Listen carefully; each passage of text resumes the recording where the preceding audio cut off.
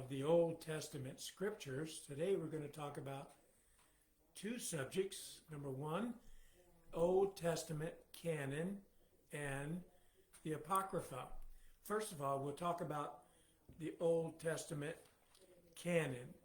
Canon is described as a rule or a measuring stock in reference to a set of books regarding authoritative scriptures inspired by God.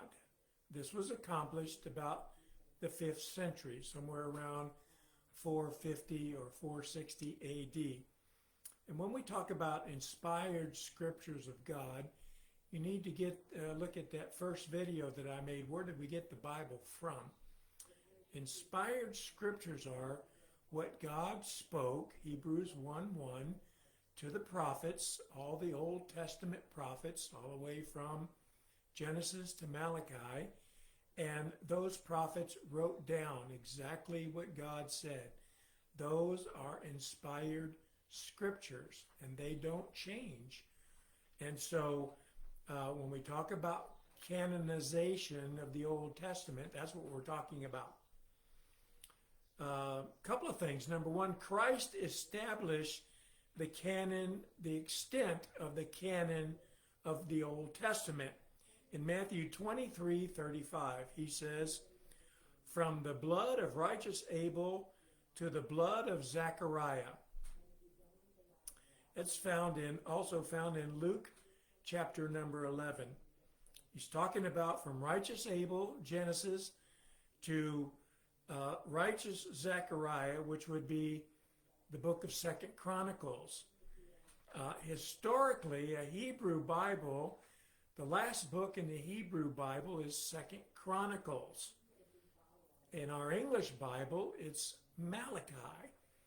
But our English Bible, our King James Bible, was divided up into the Pentateuch, the history, the Psalms, and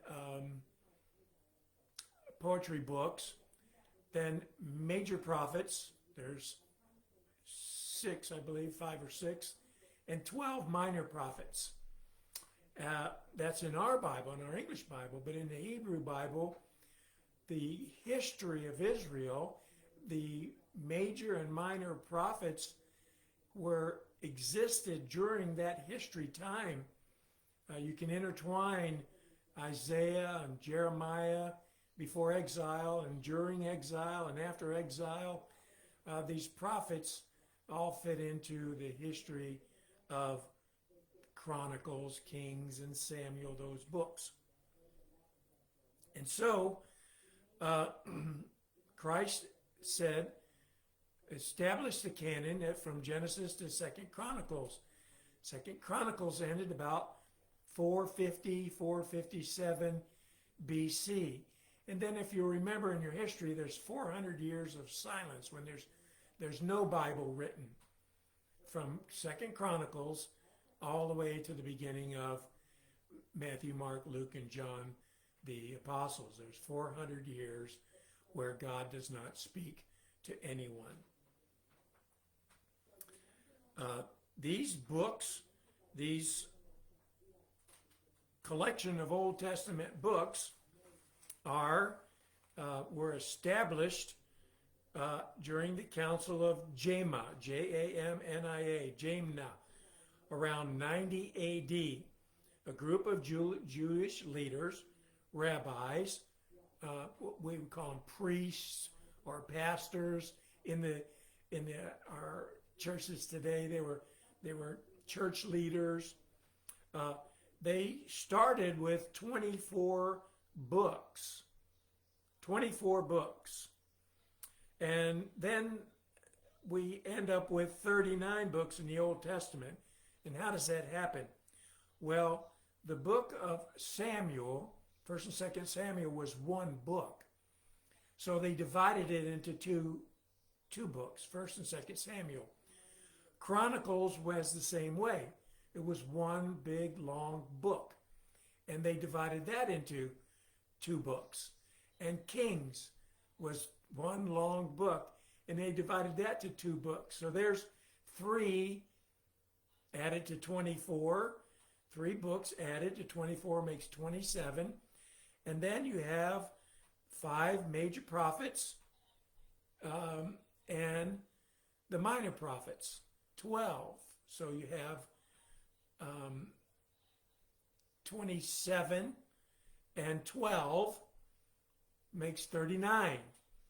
So we have the minor prophets was all one book. And if you have read through the minor prophets, they're very short, Zechariah being one of the longest ones. And I think Amos has 8 or 12 chapters. Don't quote me on that. But some of them are small. Obadiah, 1 chapter. Joel has 3 chapters. Jonah, 4 chapters. That was all one big book. They changed that to 12 smaller books. And that was started with 24 and they end up with 39. That was in the first century, about 90 AD. The Masoretes, the Masoretic text, which we call the Masoretic text, these folks were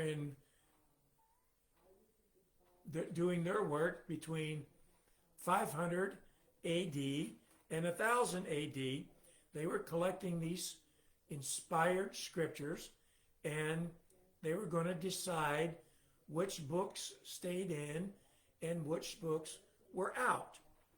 And they accomplished that, like I said, in the middle of about the 5th century. Now, there's 2 groups of Masoretic texts. Just like in the New Testament, there's several manuscripts. There was 2 for the Old Testament. One was called the Ben Chaim. Ben, B-E-N, and then the last name is Chaim, C-H-A-Y-Y-I-M. That's the text that the King James used to translate the Old Testament. In 1516, Daniel Bomberg compiled the first rabbinical Bible, in which the King James translators used as the Old Testament text. And later, that Bible was looked at by Ben Chaim, and we have the second rabbinical Bible, and that was also used by the King James translators. And so that's our traditional Hebrew text, the Ben Chaim. Now there was also another fellow that came along called the Ben Asher text, also a Masorite, but he included many other manuscripts, some Egyptian, some Greek, just like they did for the New Testament. They incorporated a lot of other manuscripts. He used those and used the traditional text, the Masoretes did, but then he added in and made some changes. And if you go back and look at that Old Testament doctrinal errors, I taught there from the Bible, the errors that are in this Ben Asher text, and I'll give you just a few here in case you don't go back and look at that video. Isaiah 14:12. Isaiah 14:12. Lucifer is changed from the Masoretic text, the Ben Chaim text, to morning star or day star. That was one of the big doctrinal errors, because Lucifer is the devil. He's fallen from heaven. When you look at Isaiah 14:12, how out there, O Lucifer, fallen from heaven. And they call him the morning star, and some texts call him the day star. The morning star is in reference to Christ, Revelation 22:16. The day star is also attributed to Christ in 2 Peter 1:19, not Lucifer. And so there's a great doctrinal error there, and you can see that between the 2 texts. Also, Psalm 109, verse 6. Psalm 109, verse 6, Satan in that verse is translated under the Ben Asher text as an accuser or a resistor. It's not translated Satan. And it's funny because in the other places of the same Ben Asher text, 2 Chronicles 21, it's Satan. Job 1, 6, 7, 8, 9, 12, it's translated Satan, same word. Job chapter number 1, verses 1 and 2, it's translated Satan. And in Zechariah 3, 1 and 2, the same word is translated Satan. But at Psalm 109, verse 6, it's translated resistor or accuser. So you can see they made a change there in the Ben Asher text. The Masoretic text has it Satan in all those places that I just read in our Bible. And so we find these Masoretes were using the traditional text of the Hebrew text. They made up a set of rules, not only the rules that were there for copying, and if you want to see that video, I also made rules for copying the Old Testament. You can look that video up, but they set up their own strict rules for their translation of the text. They began to number the verses. Words and letters of each book were given vowels put in between them. In the Hebrew language, there are no vowels like A, E, I, O, U. So they began to number the verses and the words they put in vowels. Number 2, they counted the number of times each letter of the alphabet occurred in each verse for a checkpoint. Number 3, they determined the middle letter of each book as the checkpoint, again, to make sure they did not translate any verse of Scripture. And if you look at that video I did on Old Testament, preservation of the Old Testament, the rules that were set for copying, you'll see that these were set, again, some more rules they set down so that they could check themselves. And so that's the text that the King James used, the Ben Chaim, and not the Ben Asher. All of this you can find if you're going to study. It's on the internet, but be sure when you look these up, keep this in mind. The Ben Chaim is the traditional Hebrew text. The Ben Asher uses the traditional text, but also adds in a few other manuscripts. And one of those other types of manuscripts we're going to talk about is the Apocrypha, or the hidden books. The Apocrypha were hidden books of the Bible that were not considered inspired scripture for 2 reasons. The first reason, these books were written in the Greek language. They were not in the Hebrew language. So when the Masoretes looked at it, and also when this Council of Jemna looked at it in 90 AD, they saw these books. They did not consider them to be inspired scriptures. So because there was some doubt, because they were written in the Old Testament, but the first book was written about 150 BC. That would have been in the time of those 400 years of silence. 150 BC, and the last book was written about 30 BC. And so these were written during that time of silence, of which Christ did not determine the canon for the Old Scripture from the time of righteous Abel's blood to the time of the blood of Zechariah. They knew that. But here were these scriptures, and they said, well, we're not sure. So they put them between the Old Testament are at the end of the Old Testament, these apocryphal books. They never were worked in to the Old Testament.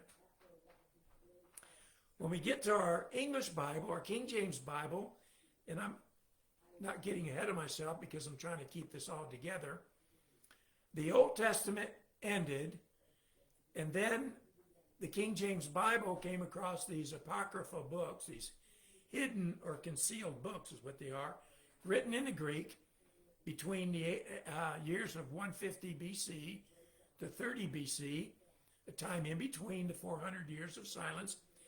And they put those books between the Old Testament and the New Testament. Never considered them as part of the Old Testament. Our English Bibles never did. But they were in the King James Bible. When Tyndale translated his work, the Apocrypha was included there.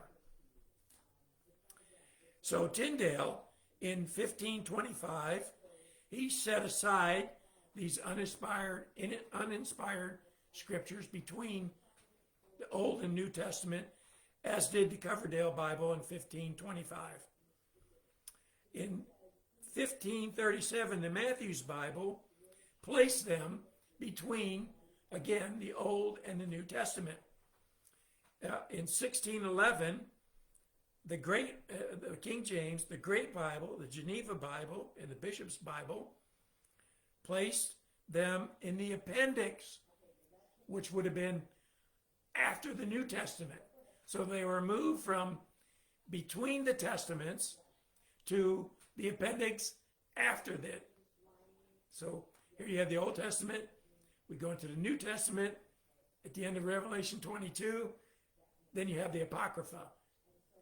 That's beginning with the Great Bible, 1539, the Geneva Bible, 1560, the Bishop's Bible, 1568, and then our King James Bible, 1611. Now, the King James Bible has several editions. Spelling, like Noah, it was, and if you find an old 1611, it's N-O-E, with an accent over the E, Noah. Traffic, T-R-A-F-F-I-C-K. And so in these editions, which means an edition is only making ready for publication, you edit something, they change the spelling of the words, probably about 450 words that were changed in their spelling. In the 1629 edition, which would have been about the third edition to the 1611, the Apocrypha was completely taken out of the appendix even. So the only thing that was in the 1629 to the 1769, which is a King James Bible today edition of 1769, which is a 1611. It's just been edited, the spellings, some grammar, commas, semicolons. That's all they did. They never changed the text at all. They changed some of the spellings and some of the grammar and some of the punctuations. So in 1629, the Apocrypha was taken completely out of our King James Bible, which we have today. Now, your modern versions of the Bible, and if you watch my other videos, there's only two Bibles. The King James Bible is one, and everything else is number two. I don't care what Bible you're reading, ESV, ASV, RSV, the New King James, they're all a retranslation of the King James Bible with additions. Not editing, additions. Different manuscripts, especially in the New Testament and also in the Old Testament. The Apocrypha in the modern versions, the Apocrypha was included in the text. It was weaved into the Old Testament. Our English Bibles never did that. They either were placed between the Testaments or at the end of the Testaments are completely done away with. So in some of the modern translations of the Bible, the apocryphal books, that's a tongue twister, were placed in between the text as part of the text. It never was. They were never canonized, canonical books by the Hebrew scholars. They never considered them. They did consider them something, but they didn't know what they were until about the 5th century. They said, okay, these books really aren't inspired scripture. The reason why they say that is there's never a reference from Christ to these books or any of the apostles. Peter never went back and quoted any scripture from these apocryphal books. And so they say, probably not scripture. So if you're reading now in some of your Catholic Bibles, up until maybe about, I'm going to say 100 years ago, you could still find the Apocrypha in your Douay-Rheims Bible. The New Jerusalem Bible, which is a Catholic Bible, I believe they've taken the Apocrypha out, but it's still a Catholic Bible. So basically, if you're reading a retranslation of the King James, you're reading a Catholic Bible. That's basically what it is. It's Jerome's Bible. And we'll get into that. We'll get into Jerome. We'll get into Westcott Hort. We'll get into some of the other manuscripts. I believe the next video that I'm going to do is the Old Testament autographs and accurate copies from about 1600 BC to to the New Testament time. That'll be the next video. But today we looked at the canonization of Scripture, what Scriptures belong and what Scriptures don't. We found out that the 39 books of the Old Testament are the ones we're supposed to have. The Apocrypha books, the ones we're not supposed to have. And that was determined by a group of Hebrew rabbis and scholars around 450, 457, the 5th century AD. And so there you have it. Now, most of my videos prior to this, we dealt entirely with internal evidence. This is the first video that I've gone outside of the Bible, so to speak. Really not, because Christ determined what the books were to be canonized. But we've gone out and looked at history, some history books, to determine books of the Bible and not books of the Bible. And that may be disputed by some, but by faith we accept what the Hebrews did, what the Masoretes did when they translated their scripture. By the way, if there is a doubt about the text, you can look at Isaiah 14:12. I read the NIV, and they think it's the king of Babylon. He never fell from heaven. Lucifer did. And Genesis 49:10, where they leave out Shiloh, which is Christ. And 49:11 talks about his first coming and his second coming. And by leaving out that word, they miss some prophecy of the coming of Christ and the second coming of Christ in the scripture. So I didn't vary too far from the Bible, but we did look at a little bit of history. Next time I come on, we're going to look at probably more history on the copies, the autographs, which were the originals, and the manuscripts which were copies of the originals. There are no autographs today, but there are accurate copies. And when we get into talking about the New Testament, it gets very technical, but I'm going to try to keep it as simple as I can, hopefully, so that I can understand it, and that you can understand it, and that you can follow it. Well, thanks for watching today. And I hope you enjoyed the study. I hope you'll get your mind in gear, put your thinking cap on. If you need to go look at some history books about the Old Testament, you're free to do so. There's much information on the internet. Just be sure when you look at it, when you look at the internet, you're only going to find the Ben Chaim text and the Ben Asher. That's it. When we get to the New Testament, a lot of stuff you'll have to fish through, but we'll make it. I'll make the complex simple, as my friend Rush Limbaugh says, taking the complex and making it simple. Well, have a good day, and remember, let God be true, but every man a liar. Thanks, and come back next time and watch the next video. Glad you were with me today. Have a good